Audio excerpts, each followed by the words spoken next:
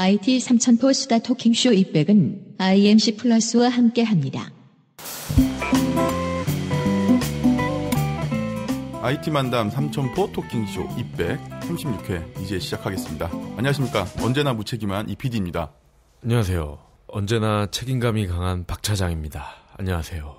2015년 청양띠해 새해 인사드리는 이백입니다.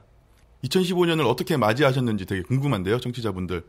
저희는 2014년 12월 30날 미리 인사를 드린다는 거. 녹음 방송이라 어쩔 수가 없네요. 하루를 남겨놓고 예, 방송을 하고 있는데요. 근데 청양이 네. 그 뭐 푸른 양인가요? 네, 그렇다고 하더라고요. 요새는 그게 언제부턴가 이게 동물 앞에 꼭 색이 붙더라고요. 네, 아무래도 그런 것 같아요. 그냥 뭐 무슨 뜻인지는 모르겠어요. 그냥 뭐 좋은 뜻이겠죠, 뭐. 네. 아니 그러니까 12간지에 5가지 버전이 있는 건 알겠는데 이 색깔은 언제 붙은 거예요? 이거? 모르겠어요. 아마 2000년대 초부터 뭐 그렇게 붙는 것 같아요. 호랑이도 뭐 색이 있었던 것 같은데. 그죠? 하여간 뭐 어떻게 잘 갖다 붙이는지 희까네요. 희한해. 어쨌든 2015년은 저의 해라는 거. 양띠. 양. 네. 그 뭐 좀 이 원대한 플랜이 있어요? 플랜이요? 일단은 이백을 미디어화 시키고 네, 3월 달에 실리콘밸리 원정기를 무사히 마치고 그리고 4월이나 5월에 저희 또 준비하고 있는 또 큰 프로젝트 하나가 있죠. 그렇죠. 네, 여러분들을 직접 만날 수 있는 그런 공간에서 이백을 소개할 수 있는 그런 자리가 내년에 가장 큰 프로젝트죠. 네. 이백만 미디어화하는 건 아니죠? 제가 여러 가지 팟캐스트들을 지금 하고 있어서 이걸 어떻게 하나로 다 뭉칠까 아니면은 이백은 또 IT 전문이니까 IT 전문 미디어로 박 차장님과 같이 키워나갈 수 있지 않을까. 뭐 이렇게 해서 여러 가지 고민에 지금 쌓여 있습니다. 아이고 뭐 좀 키워나가면 뭐 저한테 좀 떨어진 거 있나요? 일단 지금 회사에 이제 뭐 누가 되지 않는 뭐 그런 거에서 차장님을 뭐 본격적으로 영입을 해야 되지 않을까. 여튼 네 그렇게 혼자 꾸미고 굉장히 있어요. 더듬는데.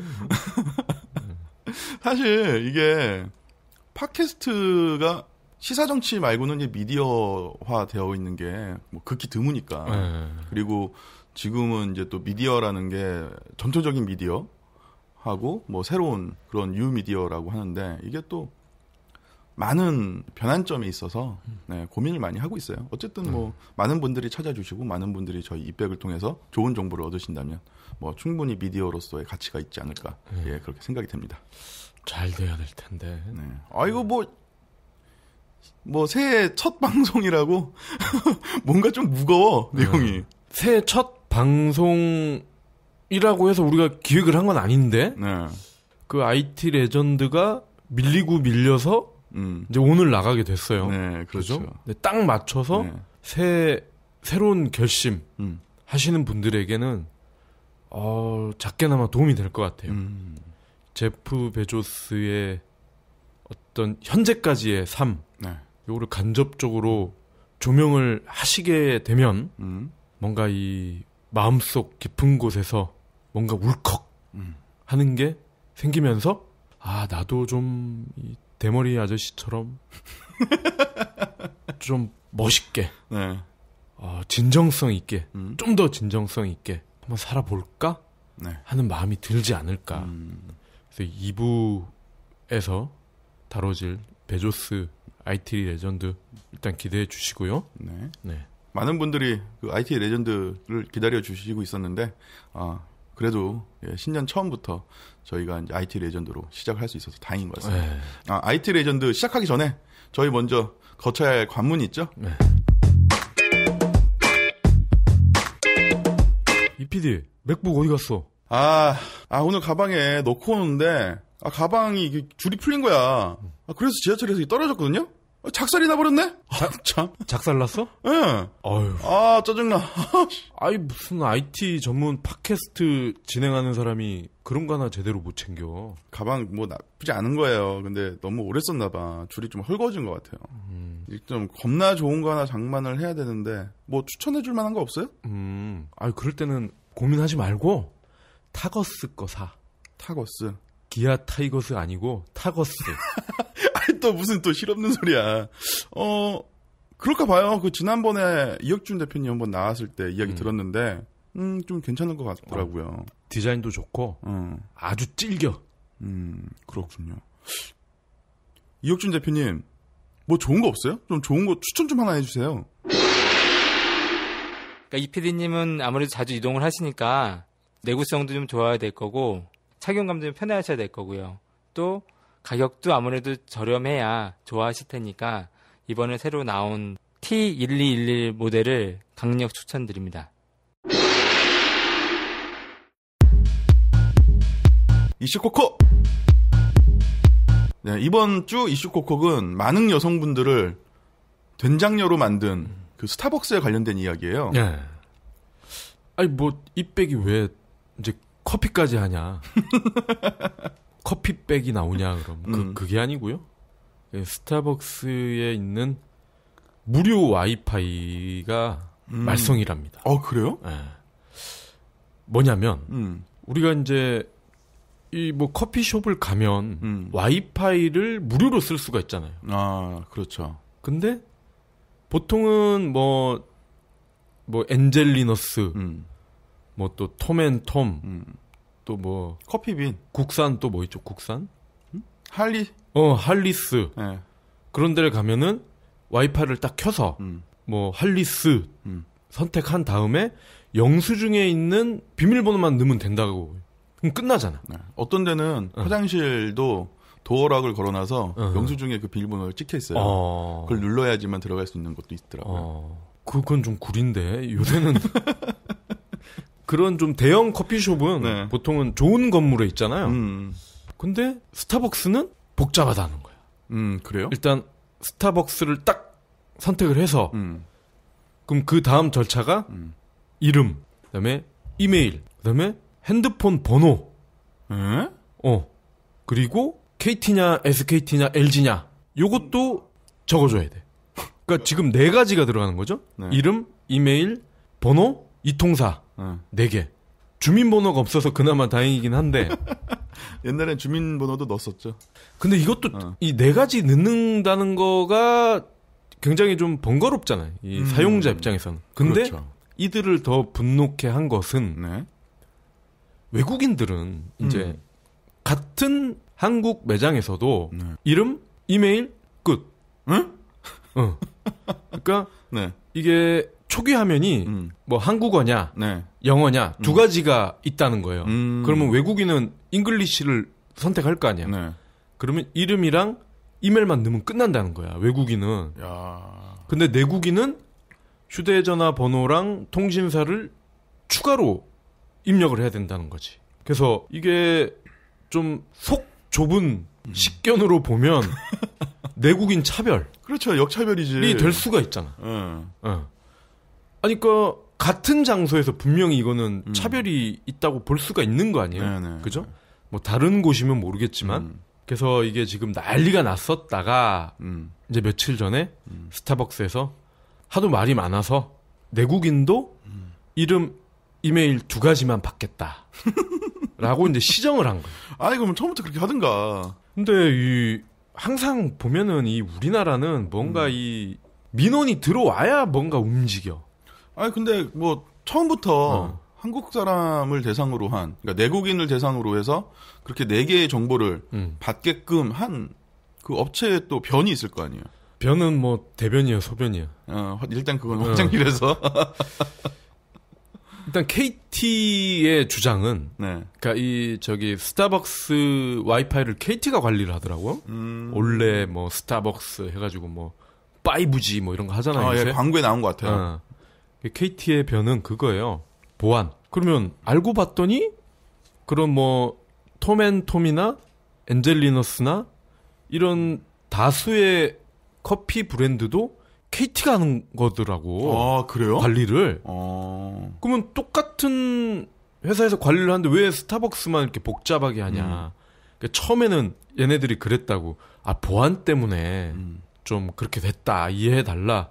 알고 봤더니 다른 회사는 그런 게 없어. KT가 하는데도. 야, 니네 뭐 뒷조사 했더니 다른 데는 뭐 니네들가 똑같이 하더만. 근데 왜 거기는 비밀번호만 넣으면 돼? 그랬더니 그제야 사실은 이게 4가지를 다 넣어야 보안이 좀 더 확실해진다. 그리고 보안 타령이군요. 행여나 문제가 생겼을 경우에 추적하겠다 이거지.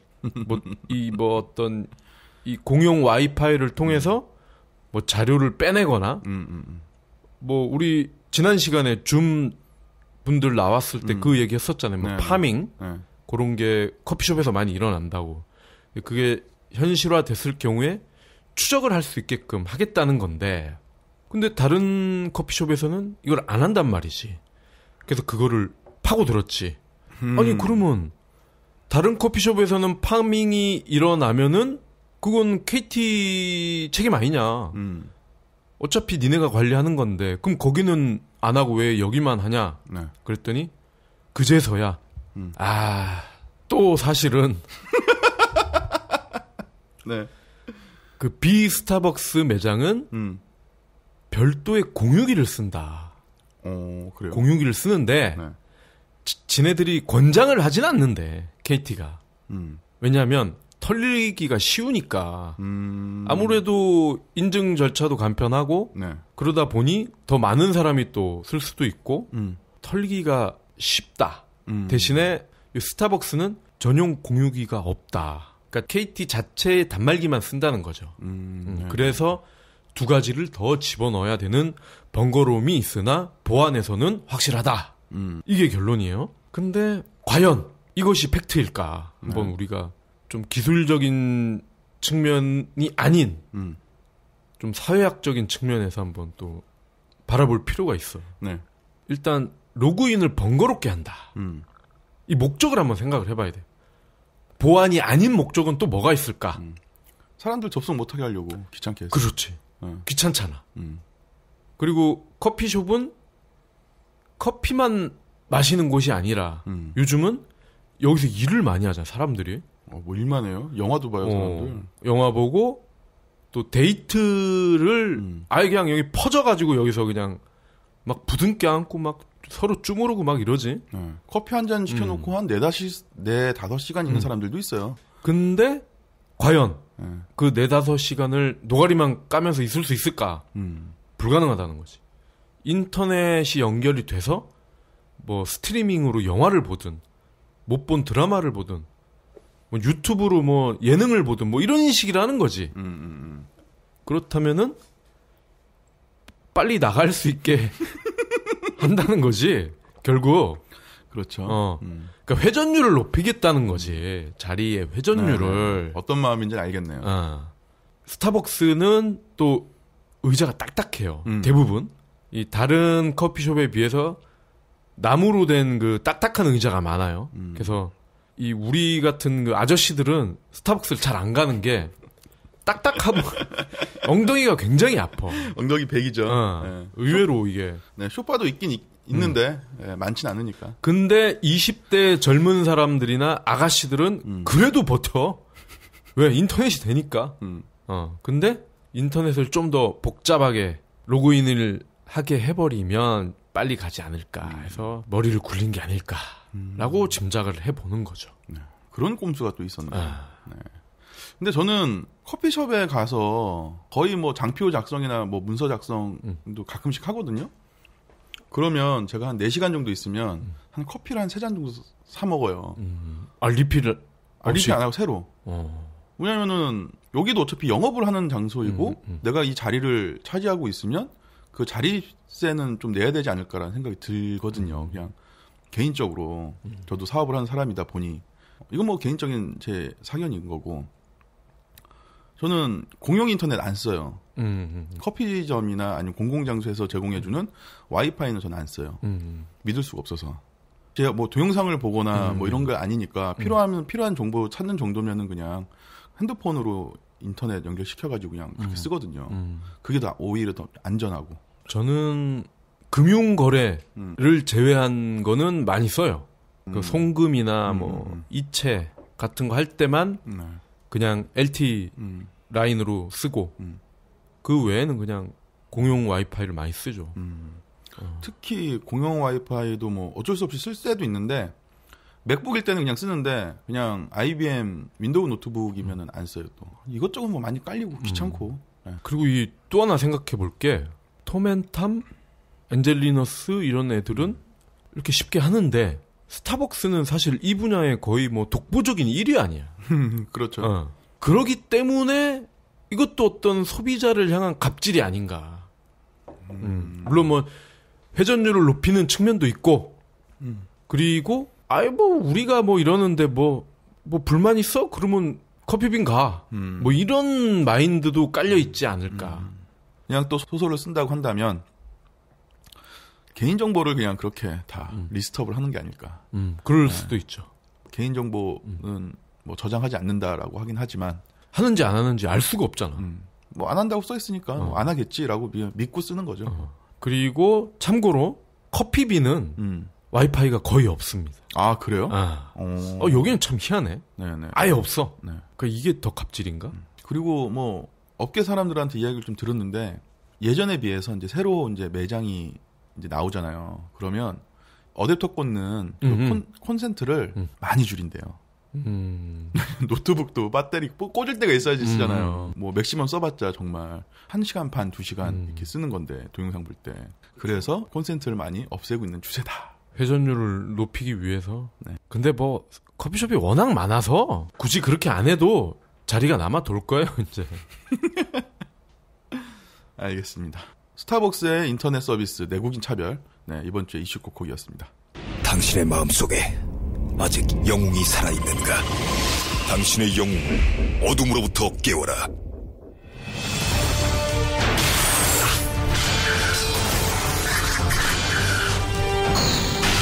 영웅이 필요한 시대, 당신의 영웅을 만날 준비 되었는가? 어지러운 세상 화끈하게 뒤집을 그들이 부활한다.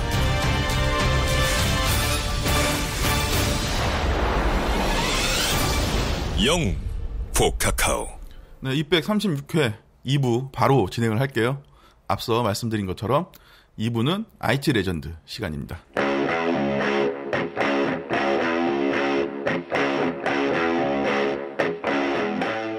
모든 것을 팔아버리겠다는 아마존의 베존슨 형님을 박 차장님께서 또 사치 조명을 해주실 거예요. 같이 해야지. 나 혼자 다 하라고 그래.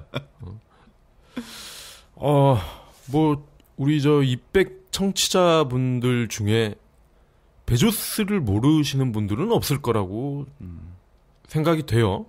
제프 베조스가 아마존 창립자라는 거는 웬만한 사람들은 다 아실 거예요. 네, 뭐 아마존 했는데 강을 떠올리시는 분들은 이거는 50대 이상인 걸 인증을 하는 거예요. 그죠? 그리고 아마존 여전사를 또 떠올리시면은 MMORPG에 많이 심취하신 분이 아닐까 생각이 됩니다. 이제 뭐 베조스는 뭐 아시다시피 뭐 진짜 한국으로 치면은 진짜 뭐 김택진, 김범수와 같은 그런 사람인데 네. 일단 아마존부터 간단하게 설명을 드릴게요. 최근에 뭐 해외 직구 때문에 우리 저 된장녀들도 아마존을 다 알아요 이제는. 아마존은 우리로 치면은 뭐 지마켓?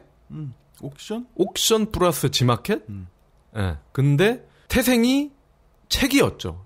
책을 주로 파는 온라인 장터라고 설명을 하면 될 것 같아요. 네. 근데 책에서 점점점 영역을 넓혀서 지금은 거의 시체 빼고는 다 파는.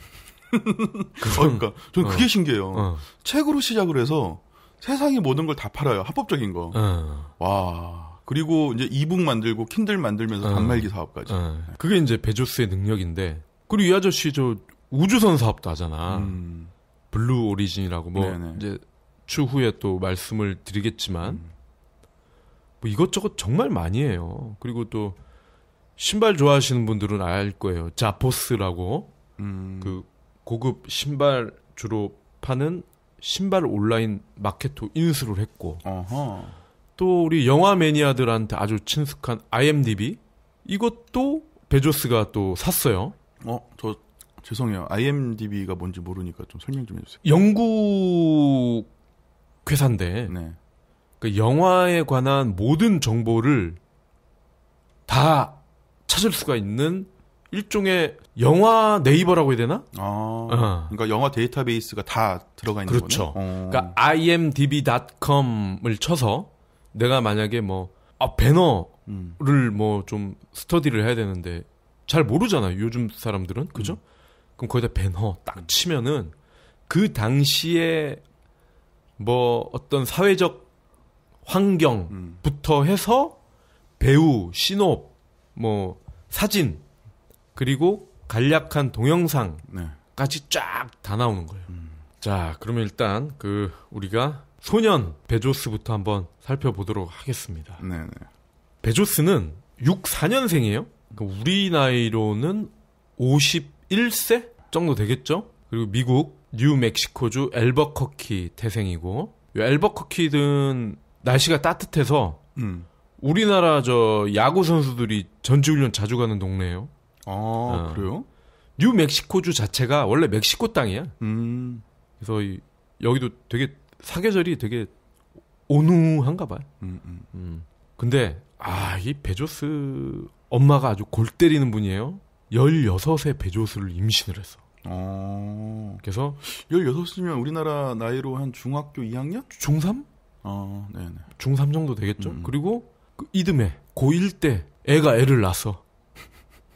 17세 때 네. 태어났어요.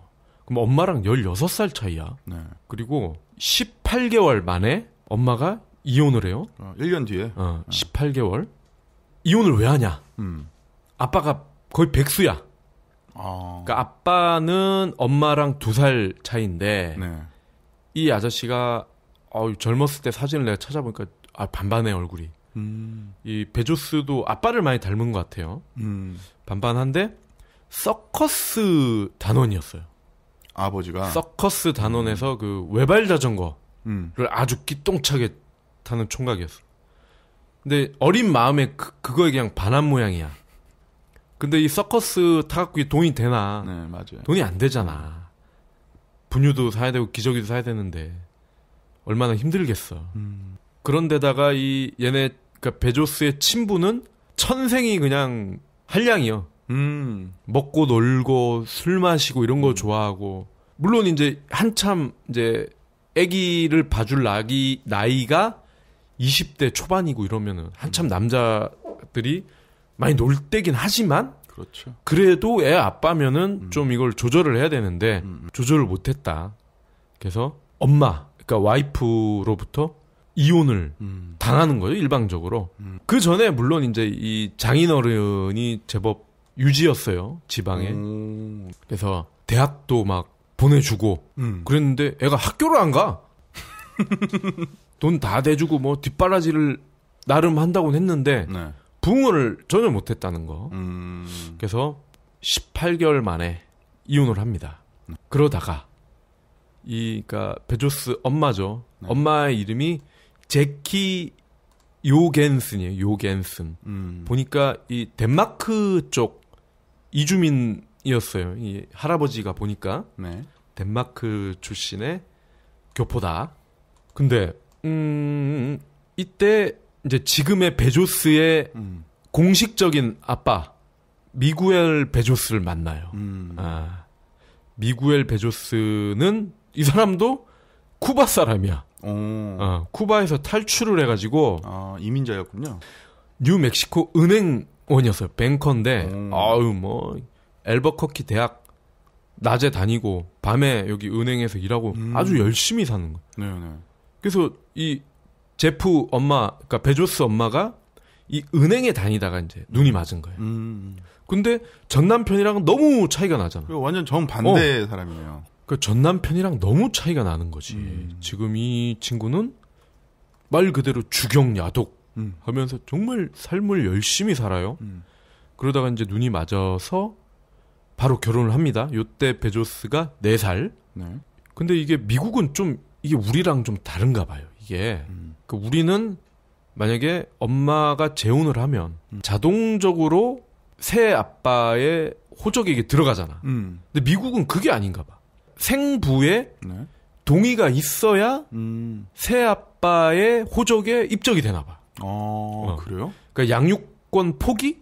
뭐 이런 어떤 확인서를 받아야 새 아빠의 성을 받을 수가 있다. 그래가지고 이제 이 생부와 네. 현부가 또 따로 만났어. 이 자리에 이제 이 장인어른도 있었나 봐. 그래서 이제 처음에는 이 생부도 이제 뒤늦게 좀 철이 들었나 보지. 이제 갑자기 전 와이프가 막 잘 나가는 사람이랑 결혼하고 이러니까 버뜩 정신이 들었나 봐. 네. 왜 뺏기면 또 아깝고 뭐 그런 거 있잖아. 왜 있을 땐 잘 모르다가. 그래서 한번 꼬장을 부리려고 갔다가 네. 자기가 봐도 너무 괜찮은 거지. 괜찮은 남자였던 거지. 그래서 오케이 내가 포기하겠다. 대신에 전 와이프와 아들 잘 부탁한다 하고 깨끗하게 거기서 물러났다는 거예요. 야, 마지막엔 남자였네요. 네. 그러니까 뭐 형편없는 아빠였으나 어쨌건 베조스가 잘 자랄 수 있게끔 방해는 하지 않았다. 이 부분이 좀 그래도 베조스 입장에서는 되게 행운이었어요. 네. 근데 베조스를 보면은 어렸을 때부터 애가 정말 천재? 끼가 다분했어. 그랬어요? 이게 아주 유명한 일화들이 몇 개가 있는데 제가 소개를 좀 할게요. 3살 때 애기 침대가 있잖아. 근데 엄마 아빠는 크거든 침대가. 그래서 나도 이 큰 침대를 사달라. 왜 나는 애기 침대에서만 자야 되냐? 그랬더니 엄마가 당연히 안 사주지. 네. 애가 애기 침대 써야지. 그랬더니 얘가 그 볼트를 푸는 드라이버를 가지고 와가지고 3살 때? 그걸 풀었어. 풀어가지고 이케아였나? 이거를 늘리려고 지가. 물론 못 늘렸겠지만 그때부터 얘가 욱하는 게 있네. 성깔이 있네. 그러니까 이거를 풀어가지고 길게 조립을 해서 나도 어른 침대를 써야겠다라고 3살 때 생각을 했다는 거야. 네. 대단하죠. 그리고 이 동생이 둘이 있어요. 이제 재혼하고 나서 엄마가 난 애들이 둘이 있는데 애들이 자꾸 놀아달라고 하니까 귀찮은 거야. 근데 초딩 때 하도 귀찮아가지고 이제 그 자기 방 문에 사이렌을 달았어. 근데 이제 얘들이 들어오면 문이 열리잖아. 네. 그럼 사이렌이 울리는 거야. 초딩 때 이거를 고안을 한 거야. 야. 대단하죠. 초딩 때 납땜질까지 했었다. 그리고 책에 미쳤어. 역시 또 책이 나오는군요. 어릴 때부터 책을 유독 많이 봤는데 그래서 초딩 때 이미 안경을 썼대요. 얘는. 근데 한 번은 반에서 뻥을 잘 치는 여자애가 있었대. 그래서 자기는 지난주 7일간 12권을 봤다고 뻥을 친 거야. 여자애가? 근데 베조스는 10권을 봤대. 너무 억울해가지고 막 울었대. 2권 차이로 내가 네. 2등을 하다니. 그 어떤 경쟁심이나 이런 게 아주 강했대. 역시 성깔이 있으니까 승부욕까지. 뻥인지 아닌지 확인도 안 하고. 그런 또 일화가 있다고 합니다. 그렇죠. 거기서 이제 성깔이 있다고 또 불신 뭐 이런 것까지 있으면 어린 나이에. 근데 이 어떤 자양분 역할을 한 게 뭘까 하고 내가 좀 찾아봤어. 이게 뭐 가만히 냅둬도 애가 천재가 되고 이러진 않거든. 분명히 이거는 부모의 어떤 영향이 크단 말이에요. 네. 그래서 보니까 엄마가 어릴 때부터 이런 레고 같은 거 있지. 그런 거를 많이 사줬고 이제 초딩 때는 전자키트를 사줬다는 거야. 그래서 아까 그런 알람, 네네. 사이렌, 납땜질 했다는 게 이 PD도 아마 해봤을 것 같은데 라디오 이런 거는 초등생도 그러니까 고학년 정도 수준이 되면은 어떤 좀 지도를 몇 번만 받으면 조립이 가능하잖아요. 맞아요. 그죠? 뭐 그렇게 어렵지 않으니까. 근데 베조스가 초딩일 때는 훨씬 어렵게 나왔겠죠. 그런 전자키트가. 네네. 설계도나 어떤 그런 배열, 배치 자체가 굉장히 어려웠겠지. 근데 그런 거를 어릴 때부터 엄마가 사다 준 거야. 그러면서 얘는 이때부터 이미 장인이야. 남들은 대학생 정도 돼야 할 수 있는 거를 이때부터 하기 시작한 거예요. 그리고 할아버지, 외할아버지의 역할이 또 컸어요. 그러니까 외할아버지가 이 텍사스 농장에서 이제 할머니랑 같이 있었는데 할머니가 이 암을 앓고 있었대요. 그래서 이제 여기서 이제 투병 중이었던 것 같은데 할아버지가 그 미국 핵 에너지 위원회 고위 공직자였대. 이 핵 에너지 위원회라 함은 그거죠. 히로시마, 나가사키에 떨어뜨린 원자탄 요런 거를 어떤 프로젝트에 관여를 했던 사람이에요. 그래서 이때부터 아인슈타인이나 뭐 오펜하이머 이런 사람들 얘기를 듣고 자란 거야. 야, 돈 있는 과학도의 집안이었네요. 네, 외가가. 그래서 나중에 이 베조스가 프린스턴 대학을 가요. 근데 미국은 보통 여러 개를 지망을 한다고 예전부터. 우리나라는 학력고사 때부터 하나밖에 못 쓰잖아. 학교를. 전기 후기 딱 2개라고. 근데 미국은 예전부터 여러 지망을 할 수가 있었는데 베조스는 프린스턴 딱 한 군데만 지원을 했다는 거예요. 오, 프린스턴을 이렇게 고집한 이유가 따로 있나요? 왜냐? 아인슈타인이 있다는 이유로. 아하. 거기만 지원을 했다는 거예요. 그러니까 외할아버지의 영향을 받은 게 계속 가는 거예요, 그냥. 어릴 때부터. 대학까지. 이 할아버지도 이제 아인슈타인이랑 같이 일을 하고 이랬던 양반이니까 손자한테 얘기해줬을 거 아니에요. 야, 너 아인슈타인이라고 들어봤냐? 할아버지 알아. 텔레비에서 봤어요. 걔가 내 친구야. 뭐 이러면서 이제 듣고 자랐으니까 남다를 수밖에 없을 것 같아요. 나라도 만약 우리 아빠가 아니면 우리 삼촌이 야, 내 친구가 이재용이야. 그러면 삼성의 이재용? 이러면서 되게 관심을 많이 갖고 그랬을 것 같아요. 맞아요. 호기심이 발동하지 않겠어요? 그리고 이제 뭐 그런 분들 이야기를 듣고 뭐 그러면 이제 자기도 이제 그 정도 급은 돼야 되겠다는 생각이 아기 때부터 이제 가지게 되는 거죠. 그래서 이제 명문 프린스턴을 들어가서 얘가 처음에는 물리학과를 갔어요. 물리학과를 갔더니 그때 처음 얘가 좌절을 한 거야. 오. 왜냐? 자기는 어릴 때부터 천재랍시고 항상 1등만 해왔는데 여기 보니까 지보다 잘하는 애가 너무 많은 거야. 그래서 과를 바꿔버려. 그래요? 전기전자로 이때 바꿔버려. 물리학보다는 전기전자가 좀 더 어울리는 것 같아요. 근데 요때만 해도 얘네도 이제 그런 게 있을 거 아니에요. 커트라인 같은 게 네. 물리학이나 이런 게 거의 탑이었거든. 근데 이제 나도 여기서는 중간 정도밖에 안 되는구나 하고 이제 그때 막 떠오르는 전전제라고 그래요. 전기전자 제어. 네. 이런 쪽으로 전과를 하죠. 그래서 결국 프린스턴 전체 수석으로 졸업을 합니다. 프린스턴이라 하면 뭐 거의 미국 톱10 안에 드는 명문이죠. 네. 그래서 뭐 월가의 뭐 유명한 금융 기업에서 막 스카우트 제의가 막 쏟아졌어요. 그런데 처음에는 이제 베조스도 이때만 해도 뭐 그냥 엘리트 코스 월가 네. 이건 뭐 그냥 정해져 있는 거예요. 그래서 금융 쪽 회사에 3개 회사를 번갈아 가면서 이제 이렇게 다녀요.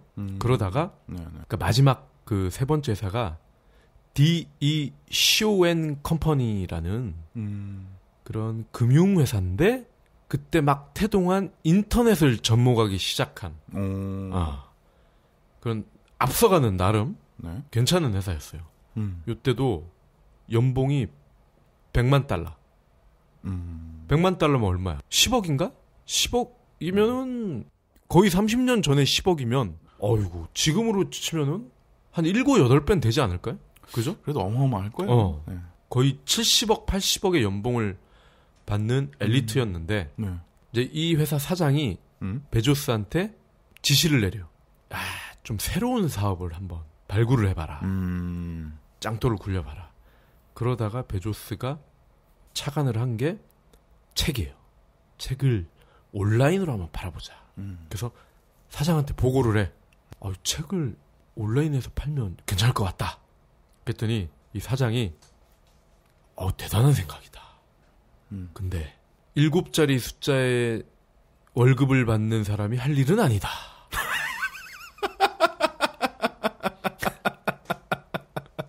일곱 자리 숫자의 월급을 받는 사람이. 그러니까 얘네들은 네. 그러니까 태자를 놓는 것도 아주 멋있게. 일단은 훌륭한 생각이다. 근데 뭐 반전이 있어 항상. 그런데 사람 말 끝까지 들어봐야 된다는 게. 그래서 이제 베조스가 이 아이디어를 들고 나온 게 이제 아마존인 거예요.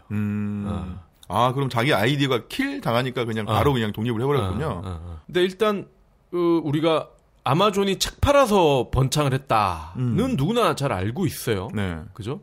그러면 베조스의 아마존은 도대체 어떻게 책을 팔았길래 이렇게 떴나? 사실 이게 중요한 거예요. 그렇죠. 일단은 아마존 하면 떠오르는 거는 후기 아니에요? 후기. 그렇죠. 그러니까 별 5개짜리 점수를 매기는 게 최초였어요. 그러니까 아마존이 태동하기 전에 이미 온라인 서점은 있었어요. 엄밀히 말하면. 그렇죠. 다만 이게 아마존처럼 심플하고 세련되지 않았을 뿐이에요. 그냥 오프라인 서점을 하는 애들이 그냥 똑같이 온라인에도 구현을 한 것 뿐이야. 주문을 만약에 한다. 그 막 책이 막 한 달 만에 오고. 그리고 서점에 가서 책을 사면은 좋은 건 그거잖아요. 내가 이 책을 대충 보고 이만하면 볼만 하겠네. 근데 온라인에는 그런 메리트가 없잖아요. 네. 근데 베조스는 그것도 접목을 한 거지.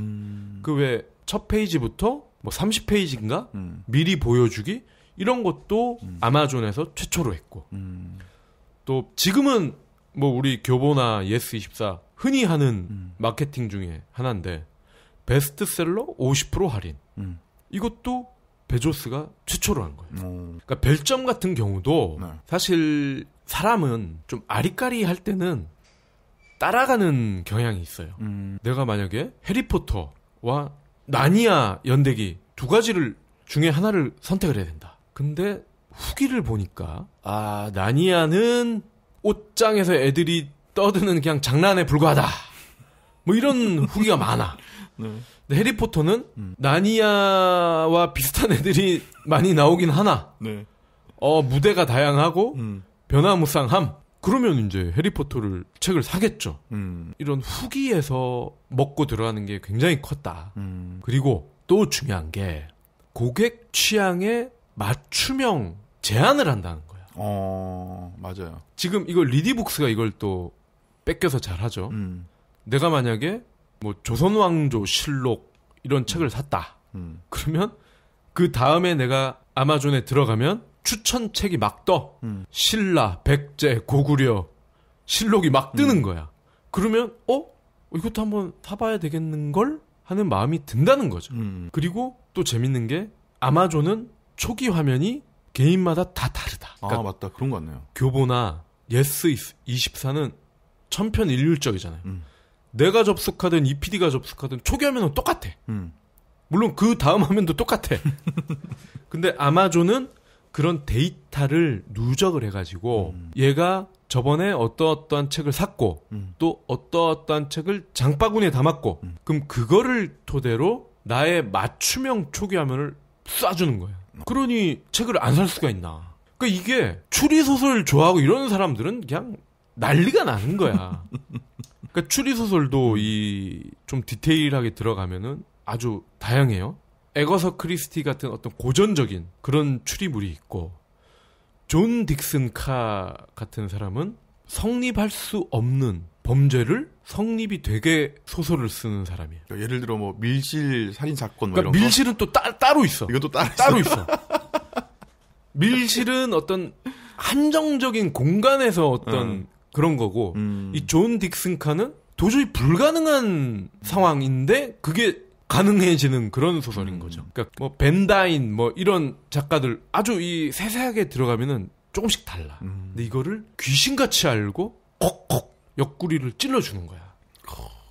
그러니까 아마존은 매년 매출이 막 200%, 300%씩 쫙 올라가는 거야 그냥. 그러다 보니 뭐 이제 투자 월가에서 뭐 벤처 펀드에서 막 들어오는 거야 자금이. 그리고 또 베조스의 아마존이 성공할 수밖에 없었던 또 하나의 결정적인 원클릭 서비스. 이게 또 베조스의 머리에서 나온 거야. 원클릭이 뭐냐면 우리가 지금도 뭐 티몬이나 이런 거 결제할 때 얘네도 이제 지금 다 따라해요. 불과 몇 년 전만 해도 우리가 온라인에서 뭔가를 살 때는 한번 생각을 해보세요. 이름 넣고 배송지 선택하고 핸드폰 번호 넣고 뭐 택배 아저씨에게 할 말 없나요? 뭐 이런 거 이거를 일일이 다 넣었다고.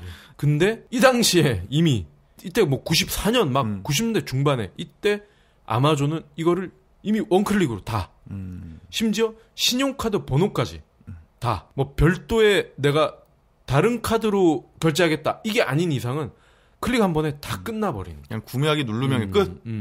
이거를 90년대 중반에 생각을 해냈다는 게 정말 대단한 거죠. 우리나라는 아무래도 액티브 X 때문에 다 말아먹은 게 아닌가 생각이 듭니다. 그러다가 이제 또 한 번 도약을 하는 게 98년이에요. 네.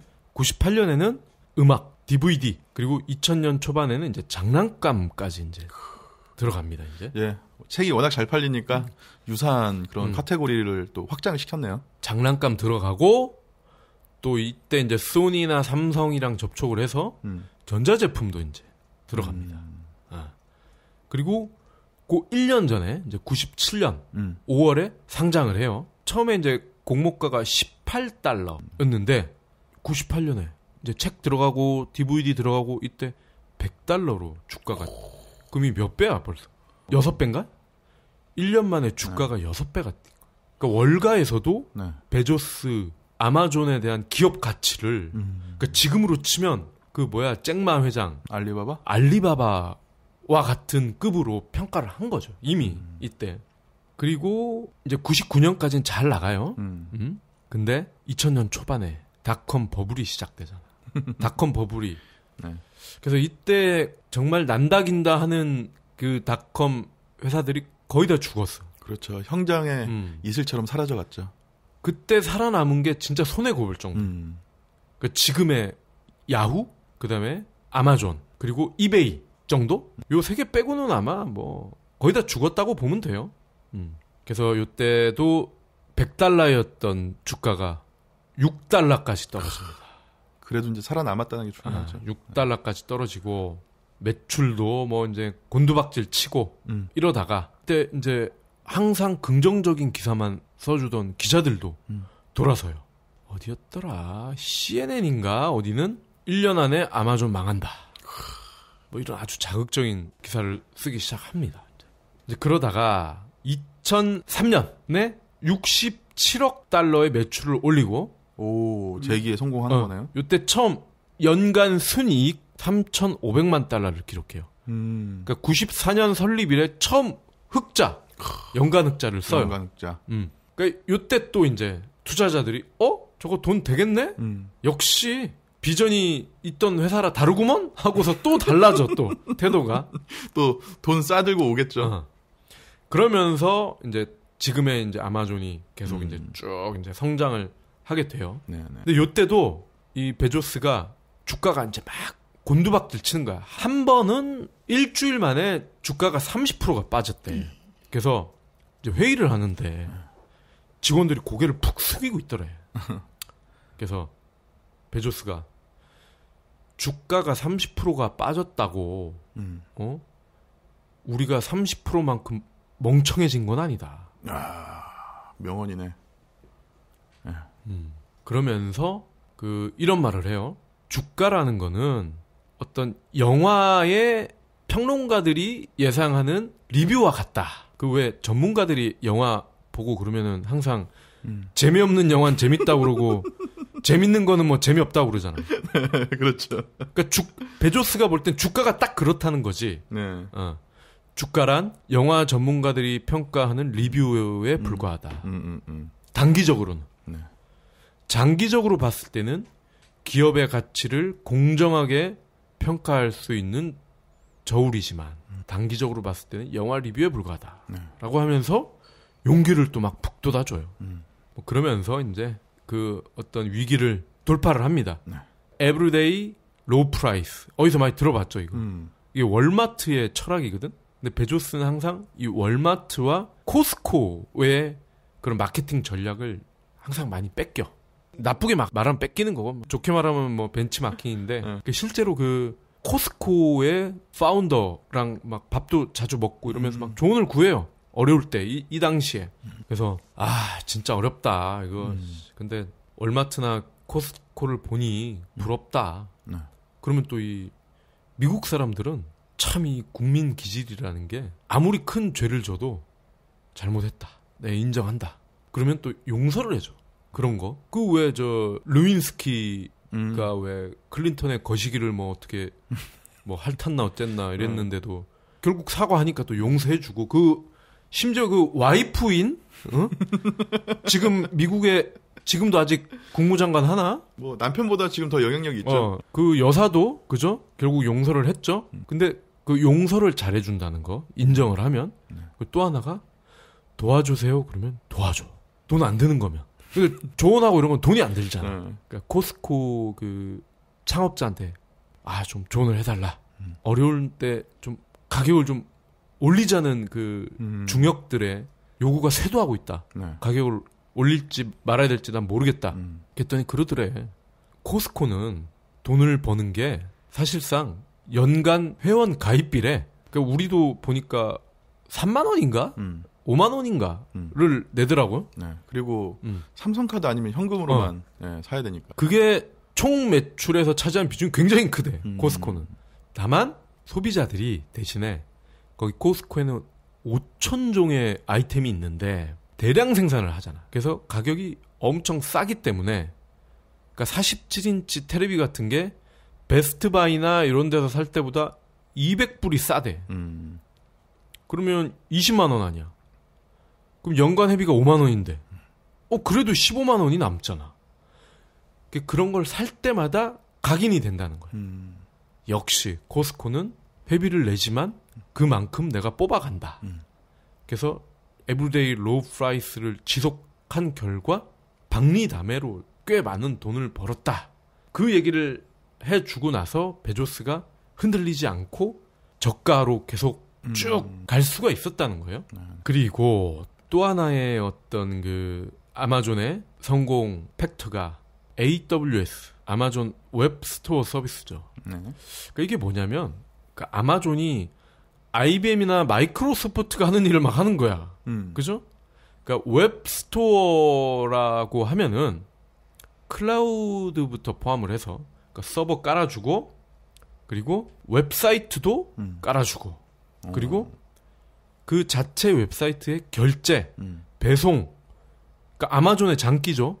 이런 거를 원스톱으로 다 할 수 있는 플랫폼을 넣어주는 거야. IT 솔루션을 서비스했다는 얘기네요. 그렇죠. 그러니까 클라우드 서비스는 기본이고 돈과 관련된 거를 비즈니스를 할 수 있는 것까지 다 깔아주는 거야. 그러니까 이게 이 AWS 서비스가 의외로 지금 아마존의 캐시카우 역할을 하고 있다. 그러니까 아마존의 캐시카우가 지금은 거의 두 개로 압축이 돼요.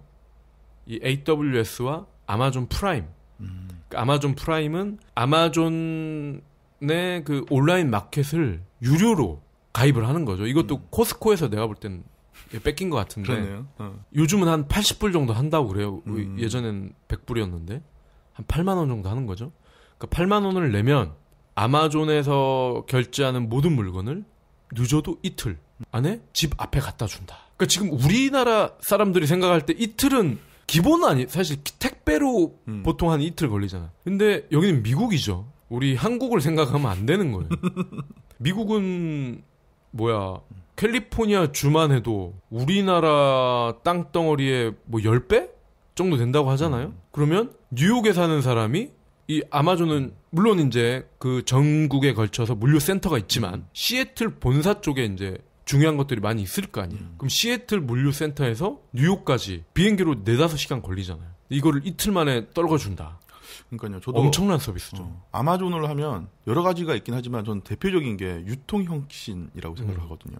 그 넓은 미국 땅덩어리에서 이틀 만에 물건을 도어투도어로 배송을 한다는 건 정말 유통에 대한 혁신이 아닐까라는 생각이 들었어요. 그러니까 그게 불가능했었죠. 그동안은. 땅덩어리가 워낙 넓기 때문에.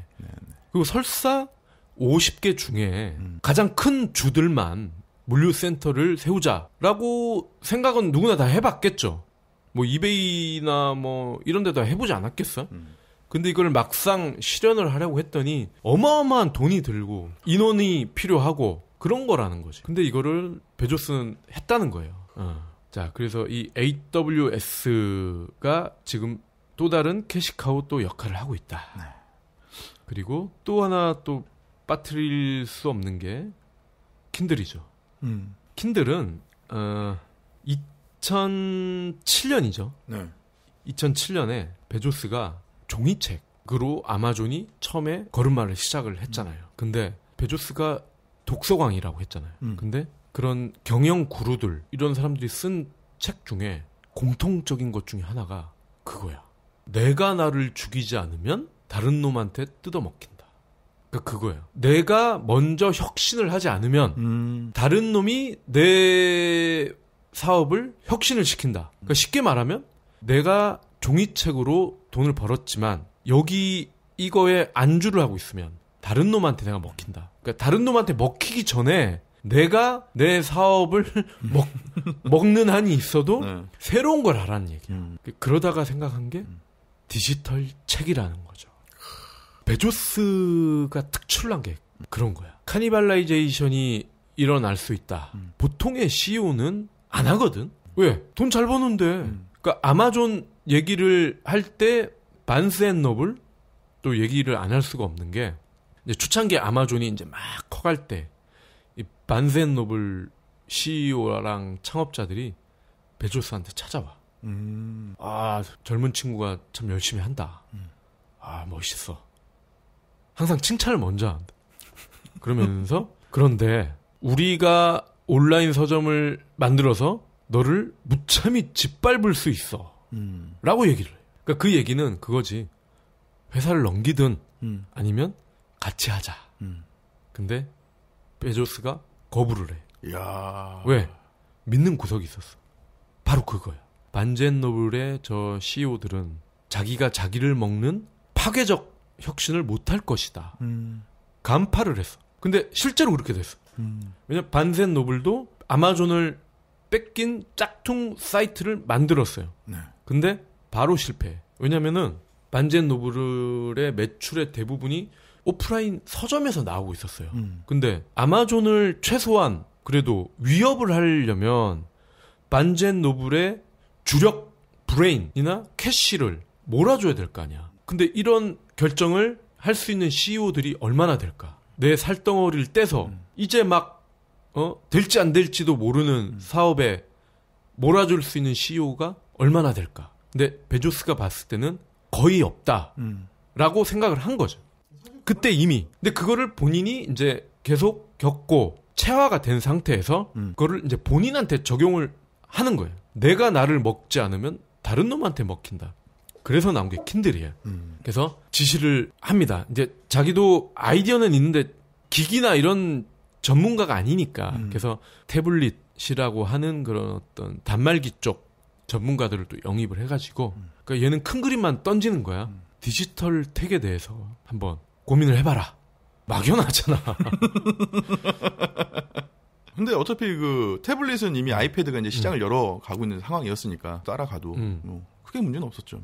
그래서 이제 또 뭐 머리를 싸매고 또 고민을 하다가 이제 결국 킨들 1호가 나와요. 킨들 1호가 2007년인가 그때 나오는데 콘텐츠 발전소 IMC 플러스의 팟캐스트 재미있게 즐기셨나요? IMC 플러스의 팟캐스트는 여러분의 작은 사랑과 관심으로 제작되고 있습니다. 재밌으셨다면 팟빵에서 구독하기, 별점 주기, 좋아요 누르기와 다운하기, 그리고 공유하기를 부탁드립니다. 시간이 되시는 분들은 댓글도 함께해요. 1분도 안 걸리는 여러분의 응원으로 더욱 재미있는 팟캐스트를 제작하겠습니다.